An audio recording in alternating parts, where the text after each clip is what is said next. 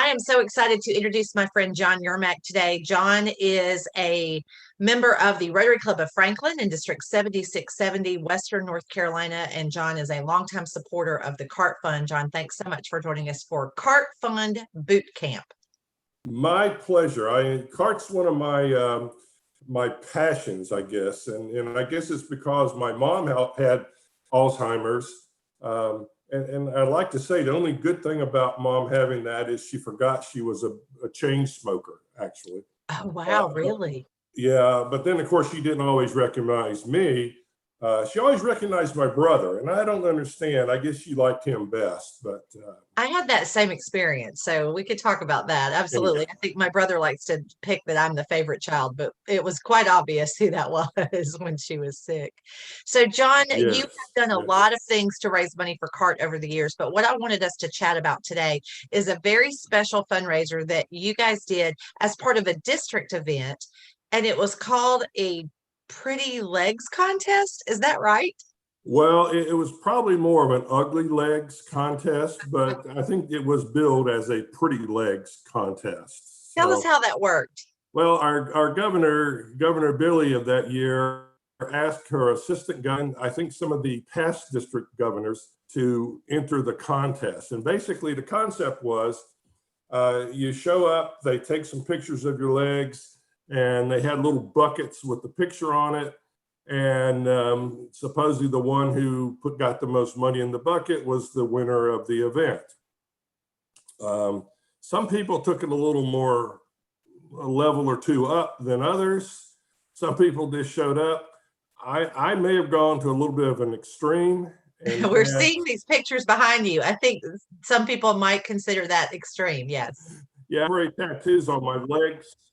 Yeah, and toenails painted and fingernails painted, and it was pretty bizarre, but it really worked out well because, you know, I'm not exactly a shy individual. So when you go up with in your shorts and barefoot, and you put your arm around a fellow Rotarian and says, "How about putting $20 in my bucket?" They want to get rid of me pretty quick, so they'll put $20 in the bucket, and then I move on. You know, so it was at the district conference. So we were obnoxious for a whole weekend, pretty much.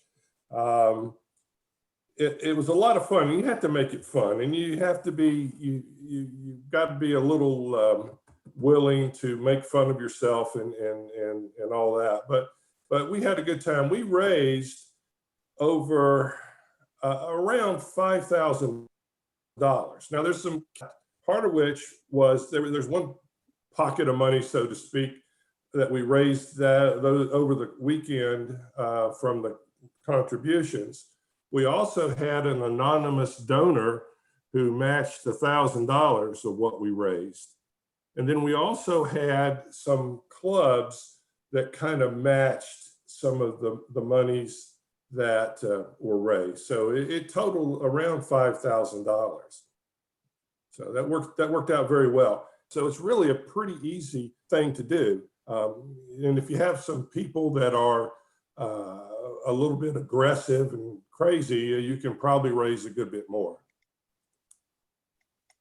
Well, I think the most interesting thing is that it was a great idea to get people engaged and involved at the conference and to have like almost a last minute push for donations to try to finish out your year.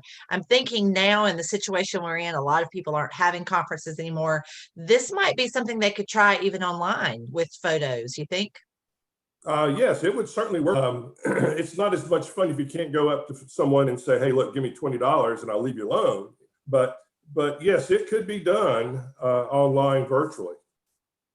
So would you say that one of the reasons it was so successful was because you had done a little work before you got there, getting those matches and maybe working those friendship angles as well? Oh, absolutely. My particular club, I think, had about $700 left in the budget for something, and so they agreed to match whatever money that was a kick in. A lot of clubs did that. The corporate sponsor thing you could do in advance, but just the face-to-face contact at the conference really works out well. And of course, now, as we mentioned, a lot of districts aren't doing conferences, but you could do any type of event.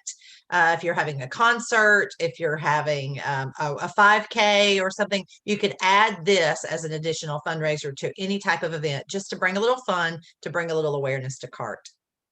And you know, let's face it, Tiffany, you know better than I, Rotarians tend to keep what all the good works that we're doing kind of quiet. And the more we can tell the public, so it's called, what we do, I think that makes it also easier to recruit new members if they understand all the good that Rotary does in our community and the world, of course.